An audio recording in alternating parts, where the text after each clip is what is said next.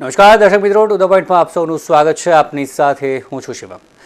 દર્શક મિત્રો, to the પોઈન્ટમાં આજે વાત કરીશું રોડ સેફ્ટી લઈને. ખાસ કરીને આપણે વાત કરીએ, અલગ અલગ કિસ્સાઓ ઘણા બધા બન્યા છે. ઓવર સ્પીડિંગના કિસ્સાઓ આપણે વાત કરીએ તો એક બાદ એક કિસ્સાઓ કે જે સામે આવતા જ જાય છે. તે પછી નશાની હાલતમાં હોય તેના પણ કિસ્સાઓ સામે આવ્યા છે. અને ઓવર સ્પીડિંગ આપણે વાત કરીએ, નશાની હાલતમાં ઓવર સ્પીડિંગ અને હિટ એન્ડ રનની ઘટનાઓ, અને તેના માટે આપણે વાત કરીએ તો ખાસ કરીને અમુક સ્પોટ એવા છે કે જ્યાં રાત્રિના સમયે આપણે વાત કરીએ તો વાહન ચાલકો જે ફૂલ સ્પીડ પર હંકારતા હોય છે, તે પછી પોતાની મોજ માટે હોય કે પછી નશાની હાલતમાં હોય.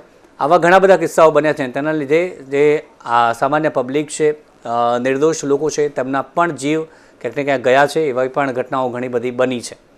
હવે એને પર ઘણી બધી ચર્ચાઓ આપણે કરી છે કે તે રોકવા માટે શું કરવું જોઈએ, કેવા કડક પગલાં લેવા જોઈએ. આવા નબીરાઓ છે તેમને પાઠ ભણાવવા માટે શું કરવું જોઈએ. પોલીસ તેમને પકડે છે, બધું જ કરે છે, પરંતુ છતાં પણ આ ઘટનાઓ રોકાવાનું નામ નથી લઈ રહી.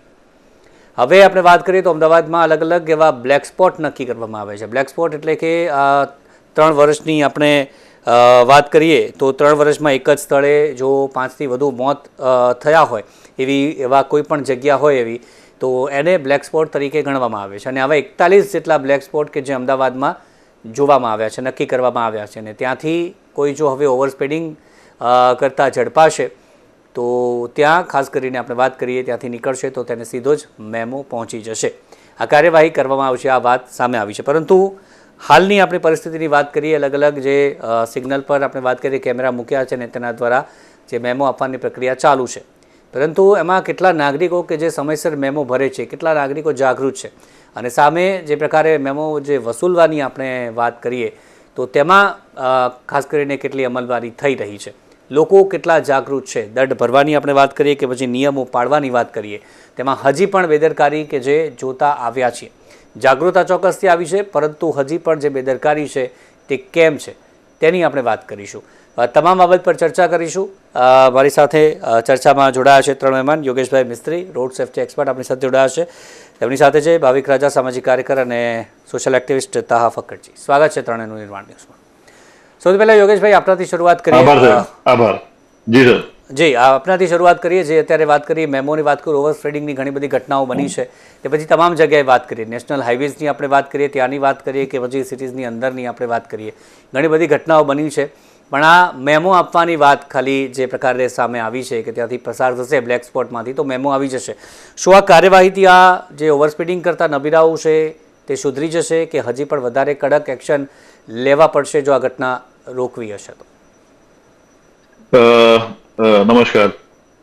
સૌથી પહેલા તો આપ સૌનો આભાર માનું છું કે આ બહુ સરસ સળગતો પ્રશ્ન આપે ઉઠાવ્યો છે અને એને બાબતે આપણે ચર્ચા કરી રહ્યા છે.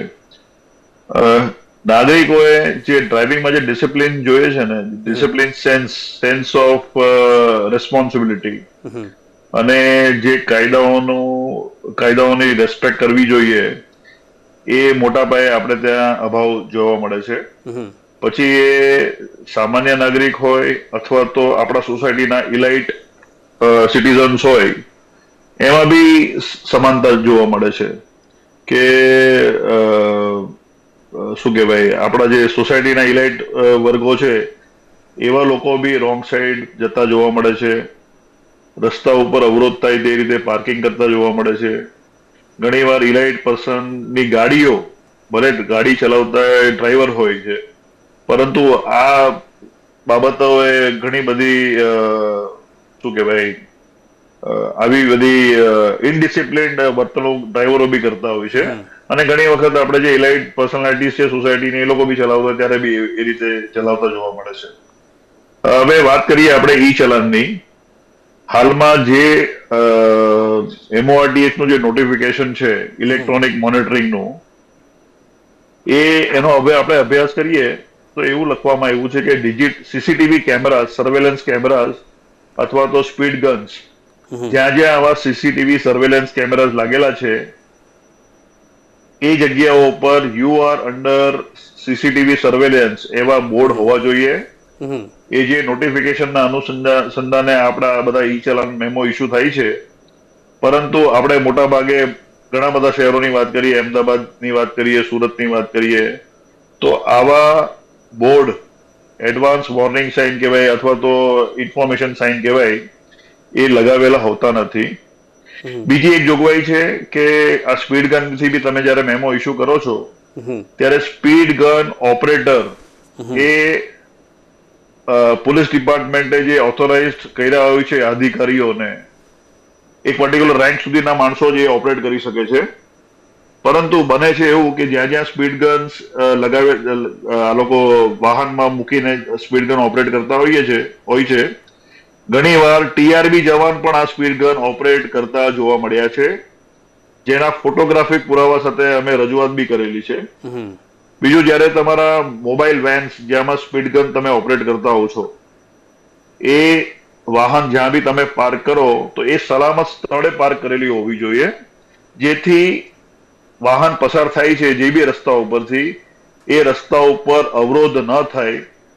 ઘણીવાર સિટીમાં અમે જોઈએ છે કે સિટીના ફ્લાયઓવર ઉપર જ્યાં કર્વડ રોડ હોય છે, એટલે વળાંક હોય છે, એવા વળાંક ઉપર રસ્તાના મીડિયન ઉપર જે આ ટ્રાફિકના જે જવાનો છે એ સ્પીડ ગન લઈને મોનિટરિંગ કરતા હોઈએ છે. હવે આ બધા જે સમજો આપણે મોટા બ્રિજીસની વાત કરીએ તો those bridges are coming in the category of arterial road. આરટીએલ કક્ષાના જે રસ્તાઓ છે એના ઉપર આ લોકો આવી રીતે ઉભી રહીને મોનિટરિંગ કરતા હોય.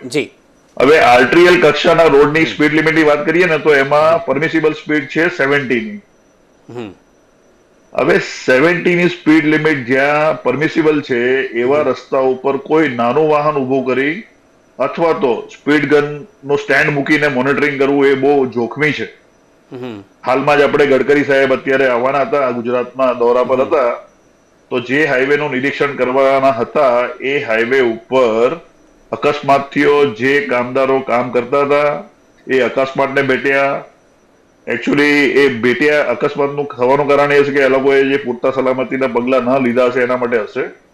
પરંતુ હાઈ સ્પીડ કોરિડોરમાં આવી કોઈ બી એક્ટિવિટી કરવી એ મોટું જોખમ છે, જે ન કરવું જોઈએ. ચોક્કસથી ઘણી બધી બાબત છે, આગળ પણ વાત કરીશું આપની સાથે આના મુદ્દે આગળ પણ. ભાવિકભાઈ, ઘણી બધી બાબત છે. અત્યારે જે અમદાવાદની વાત કરીએ તો 41 બ્લેક સ્પોટ નક્કી કરવામાં આવ્યા છે અને ત્યાંથી હવે મેમો જે ઓપરેટ થયો છે. પરંતુ જે મેં વાત કરી કે અત્યારે 4 રસ્તા પર આપણે વાત કરીએ સિગ્નલ પરથી પણ મેમો આપવામાં આવે છે, પરંતુ તેમાં પણ ઉદાસીનતા છે, તેમાં પણ બેદરકારી લોકોની સામે આવેલી છે, તેમાં પણ આસાનીથી આપણે વાત કરીએ તો છૂટી જાય છે કે પછી ના ભરવાની જે બાબતો છે તે વધુ જોવા પડતી હોય છે. ત્યારે આ કાર્યવાહીથી કેટલો ફરક આપને લાગી રહ્યો છે કે પડશે? ના, વેલકમ સ્ટેપ છે. સારું છે કે એ પ્રકારે આ બ્લેક સ્પોટ નક્કી કર્યા છે. પણ મારું તો પહેલેથી એ માનવું છે કે પ્યુનિટિવ એપ્રોચ લેવાના બદલે એજ્યુકેટિવ જો એપ્રોચ લેવામાં આવે તો એની વધારે વ્યાપક અસર થઈ શકે. કારણ કે પ્યુનિટિવમાં તો શું છે કે નાગરિકો પણ ખાલી પનિશમેન્ટ થી બચવા માટે તમામ પગલા લેતા હોય છે, અને જે ટ્રાફિક પોલીસ છે એ પણ ટ્રાફિક નિયમન કરવાના બદલે એ ખાલી દંડની રકમ કઈ રીતના વસૂલ કરવી એમાં રહેતા હોય છે. જેમ યોગેશભાઈ કીધું કે એ માન લો કે એવી જગ્યાએ ઉભા રહેતા હોય છે અને ટીઆરબી ના જવાનોનો એટલું બધું એ રીતના ઉપયોગ થાય છે, આ બધા લોકો વાહનોને પકડીને એમની પાસેથી દંડ વસૂલવા માટે. પણ તમે 4 રસ્તા પર તમે જુઓ તો 4 રસ્તા પર તમને ક્યાંય ટ્રાફિક પોલીસ જોવા ના મળે. કેટલાય લોકો ત્યાં સુધી કે એએમટીએસ બસ વાળા કે એસટી બસ વાળા પણ સિગ્નલ તોડીને જતા રહેતા હોય અને એને રોકવા વાળા કોઈ જ નથી હોતા. એટલે આમાં થાય છે શું કે લોકોને જે પણ કઈ ટ્રાફિકના નિયમનો આવે અથવા તો નવા કાયદા આવે તો એના પ્રત્યે માન થવાના બદલે ઉલટાનું એવું થાય છે કે કઈ રીતના છટકવાના કે પનિશમેન્ટ થી બચવાના શું ઉપાયો શોધીએ તો એમાંથી બચી શકાય. એટલે મારું માનવું એ છે કે એજ્યુકેટિવ પગલા જો વધારે લેવામાં આવે પ્યુનિટિવ ના બદલે તો મને લાગે છે કે વધારે અસરકારક થશે. ચોક્કસ. તાજી જે વાત કરી અત્યારે ભાવિકભાઈએ વાત કરી કે છટકબારીઓ જે શોધી જ લેતા હોય છે. મેમોની વાત હોય, પકડે છે તો પણ છટકબારીઓ કે જે શોધી લેતા હોય છે. અત્યાર સુધી જે હિટ એન્ડ રનની ઘટનાઓ જે બની છે, આપણે તથ્ય પટલની વાત કરીએ કે પછી હમણાં જે 2-4 ઘટનાઓ બની તેની વાત કરીએ, કાર્યવાહીની દૃષ્ટિએ કેટલી યોગ્ય કાર્યવાહી કે જે થઈ રહી છે, અને અત્યારે મેમો આપવાની વાત છે, આપણે વાત કરીએ તો લોકોને જાગૃત કરવાના છે આમાં, તો કઈ રીતે માત્ર મેમોથી થઈ જશે, અને જે કાર્યવાહીઓ અત્યારે થઈ રહી છે તેમાં કેવી રીતનો બદલાવ લાવવો પડશે તો આ હિટ એન્ડ રન, ઓવર સ્પીડિંગના જે ઘટનાઓ છે તે ઘટી શકે? હજી કડક પગલાં કેવા લેવા જોઈએ? ઓકે, પહેલા તો ભાવિકભાઈની વાતોથી મેં બહુ સહેમત થયો, અને એ જે વાત કરી કે ભાઈ પહેલા લોકો સટકબારી કરવાના વાસ્તે પ્રયાસ કરે છે, તો એમનો જવાબ આપું તો ઇન્ડિયાના અંદર એક કહેવત છે કે અહીંયા પહેલા તોડ બને અને પછી રૂલ ઇમ્પ્લિમેન્ટ થાય. This is India. તો જે રીતના આ વાત ચાલી રહી છે, ઈ મેમો ને આ બધું, તો ઈ મેમોના ઉપર અગર મેં વાત કરું તો what is e memo? It is just a piece of paper જેનામાં આપનું રેકોર્ડ આવે છે કે આ છે. આજની તારીખમાં અગર ટ્રાફિક ડિપાર્ટમેન્ટના અંદર કોઈ બી ગાડીને આપણે જોઈએ છે તો એના પાછળ ઓછામાં ઓછા 20 થી 25 મેમો હશે જે thousands of rupees ના બાકી છે. Who is there to monitor? તમારે મેમો ઇશ્યુ થઈ ગયો, તમે ભરો નથી ભરો, who cares? No one cares. તમે એના ઉપર શું એક્શન પ્લાન બનાવ્યો છે કે ભાઈ કેટલા મેમો સુધી તમે આ કરો છો? જેમ કે થોડા વર્ષ પહેલા જ્યારે આ વસ્તુ ઇમ્પ્લિમેન્ટ થઈ હતી, આઈ રિમેમ્બર ઇન બેંગ્લોર, તો બેંગ્લોર સિટીના અંદર એ લોકો હેન્ડહેલ્ડ ડિવાઇસીસ યુઝ કરતા હતા, જ્યાં કોન્સ્ટન્ટલી એ લોકો સસ્પિશિયસ વ્હીકલના નંબર પ્લેટ્સ મોબાઈલ ઉપર મોનિટર કરે, અને એ લોકોનો એક રૂલ હતો કે કોઈ બી ગાડીના ઉપર 3 થી વધારે અગર મેમો હશે, ભલે પછી કોઈ બી વેલ્યુ યા કોઈ બી એક્ટિવિટીના ઉપર એ મેમો ઇશ્યુ થયેલો છે, ઇફ દેર આર મોર દેન 3 મેમોસ, એ ગાડી વાને વાહ ડિટેન કરતા હતા. No if no but, either you have to pay the entire memos on the spot. આ એક ડર રહેતો હતો. So this was a cap કે ભાઈ 3 મેમો થઈ ગયા છે. યુઝર ઓફ ધ વેહિકલ ને ખબર જ હોય છે. ઘણી જગ્યાના ઉપર એવું બી થાય છે કે ભાઈ મારી વેહિકલ છે, આજે મારા કારણના વજહથી મેમો આવ્યા છે, પણ મારો ઓફિસનો સ્ટાફ લઈને જઈ રહ્યો છે ને એ પકડાઈ ગયો છે. મારા ફેમિલી મેમ્બર કોઈ યુઝ કરી રહ્યા છે, એ પકડાઈ રહ્યા છે. That doesn't solve the problem. E-memo is not the solution for the problem. It is just કે એક ડર બેસાડવાની વાત છે. રહી વાત E-memo ની, બીજો એક ડ્રોબેક આમ છે કે E-memo ને કોઈ આમ ફિક્સ કોર્ટનો ઓર્ડર નથી કે તમારે એટલા જ ભરવાના છે યા કરવાનું છે. You challenge it into the Lok Adalat, અને વાંસી આપને રેઝોલ્યુશન મળી જ જાય છે. જેમ કે હમણાં રિસેન્ટલી એક લાસ્ટ લોક અદાલત થવાની છે, એનામાં જેટલા ઈ મેમો છે એ સગલા વાત જઈને ઉભા થવાના છે. જજ is either going to rule out the memos, either 1000 રૂપિયાનો મેમો હશે તો 100 રૂપિયાનો દંડ ભરીને થઈ જશે. તો લોકોને એ વસ્તુથી ડર નથી. સેકન્ડ થિંગ, આ જે વસ્તુ છે કે ભાઈ બ્લેક સ્પોટ્સ તરીકે આઈડેન્ટિફાઈ કર્યા છે. Yes, it is good thing કે ભાઈ બ્લેક સ્પોટ તરીકે એ સગલા આઈડેન્ટિફાઈ થયા છે, બટ આ વસ્તુ બી જોવામાં આવે છે કે હર જગ્યાના ઉપર કેમેરા લાગેલા છે. જે વ્યક્તિ રૂલ્સ ને ડરતો નથી એના પાસે તોડ છે જ કે ભાઈ કેમેરા સામેના સિગ્નલ પર છે, મેં ગાડી ધીમે કરી લઉં. જેવો સિગ્નલ પાર કરીશ પછી કોઈ કેમેરા નથી, આઈ એમ ઓન માય વે, મેં મારી ધૂળકીના અંદર પાછો ચલાવી રહ્યો છું. પછી નશોકારક હશે યા નોર્મલ ડ્રાઈવર હશે યા યંગસ્ટર હશે, જેન્સી જેને કહેવાય છે, તો આ પ્રોબ્લેમ રહેવાનું છે. There is no solution for this problem. Hit and run હોય યા રોડ એક્સિડન્ટ્સ હોય, it is not limited to this particular blind spots or such areas કે જ્યાં અહીંયા થાય છે ને બીજી બાજુ નથી થતા. નાની મોટી ઘટના હર જગ્યા થતી હોય છે, જે રિપોર્ટ બી નથી થતી ઓન ધ સ્પોટ. યા તો ઝઘડા વગેરેથી સેટલ થઈ જાય છે યા પૈસા લેનદેનથી સેટલ થઈ જાય છે, which are not on the records. But this is a city wide, nation wide problem. જી, ચોક્કસ. કોઈ અમદાવાદના 24 યા 46 સ્પોટ્સ નો પ્રોબ્લેમ નથી, આ આખા અમદાવાદ સિટીની પ્રોબ્લેમ છે. જેમ કે સરે કીધું કે એસટી બસો રૂલ્સ એન્ડ રેગ્યુલેશન્સ નથી ફોલો કરતા, તો એ લોકો સિગ્નલ જમ્પ કરે છે. તો first of all traffic department needs to educate itself. એ લોકો જ્યાર સુધી એજ્યુકેટ નહીં થાય કે ભાઈ અમે કરવા શું માંગીએ છીએ, કઈ રીતના, ઓટોમેટિક એ લોકોને એનું સોલ્યુશન મળશે. Because they know their loop holes, they know the technology. આજે ટેકનોલોજી એટલી એડવાન્સ છે અને આપણે હજી સુધી સીસીટીવી કેમેરાના ઉપરથી ટ્રેકિંગ કરી રહ્યા છે. What cannot be done? શું કામ ઈ મેમો જઈ શકે છે તો પીસીઆર ગાડી એના ઘરે શું કામ નથી જઈ શકતી? જી ચોક્કસ, આ તમામ બાબત પણ છે, પરંતુ તેના માટે પણ એક સવાલ છે.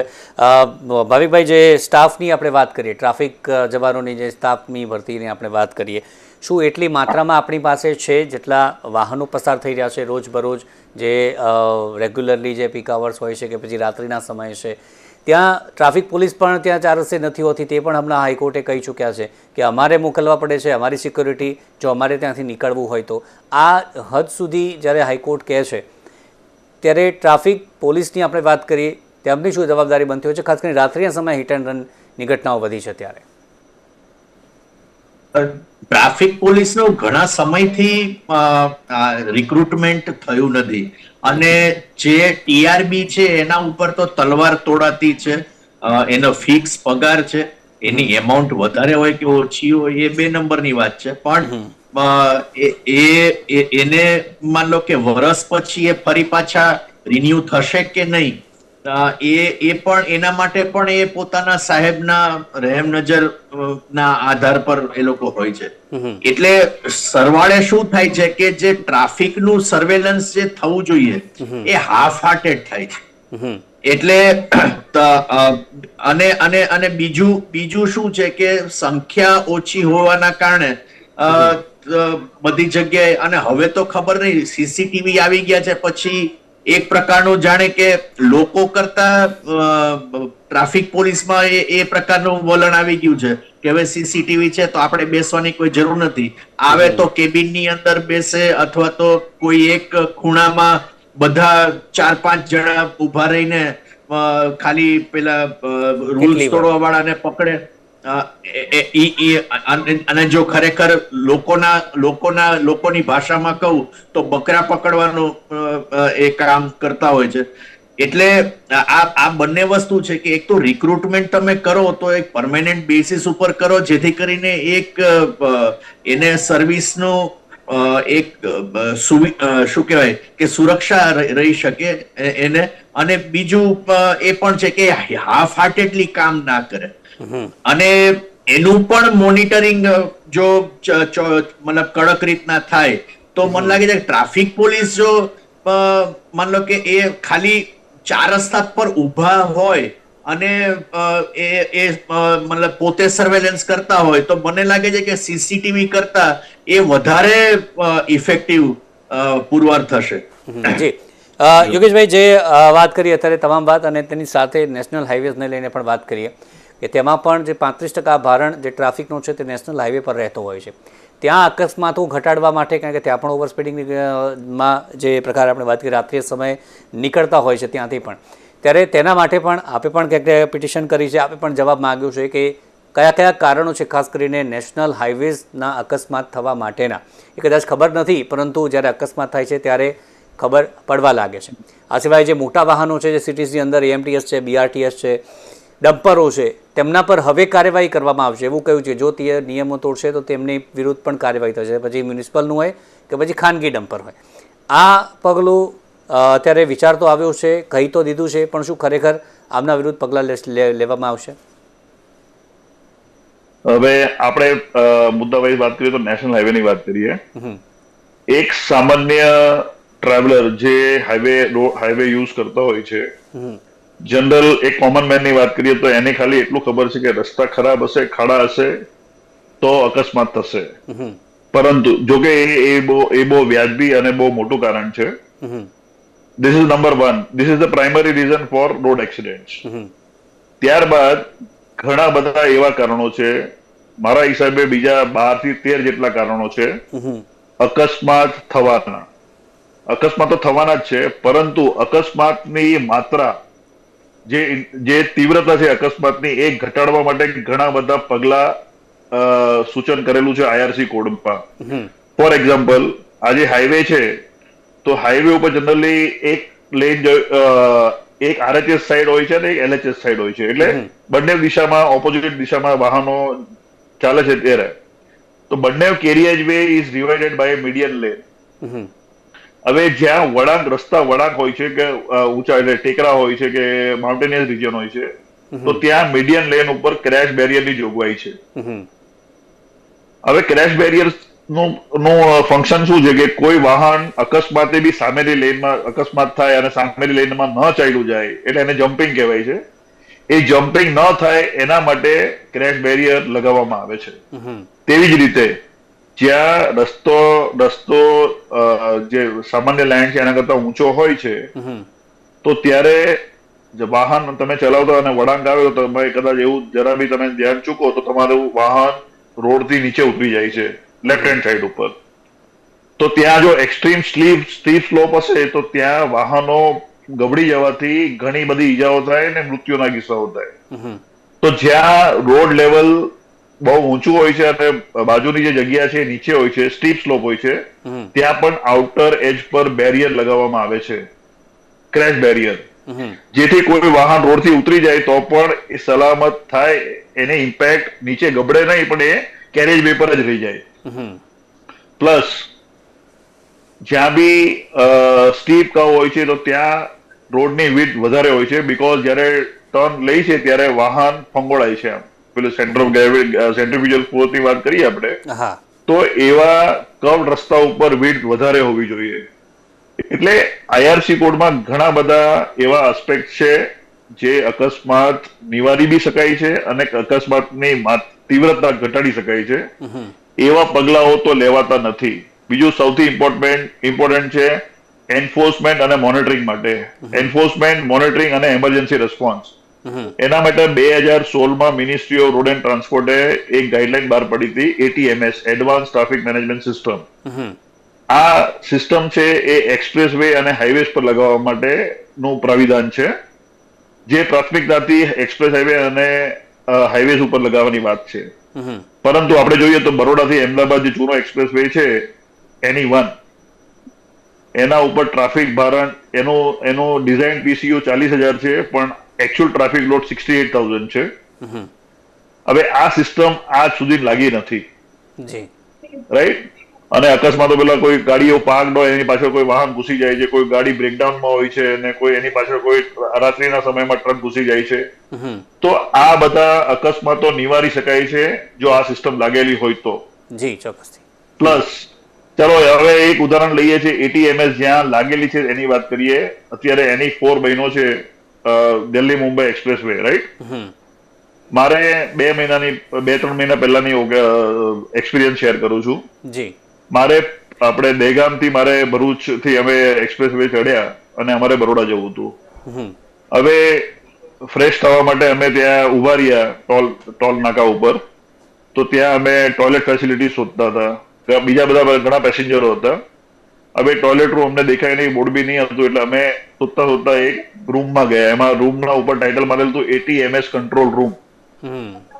આ જે સિસ્ટમ એન્ફોર્સમેન્ટ, મોનિટરિંગ અને એમરજન્સી રિસ્પોન્સ માટે જે લગાવેલી હોય છે એનું કંટ્રોલ રૂમ હતું. હવે એ કંટ્રોલ રૂમ સવારે 8 વાગ્યાના સમયે તાળું મારેલું હતું અને લોકડ હતું.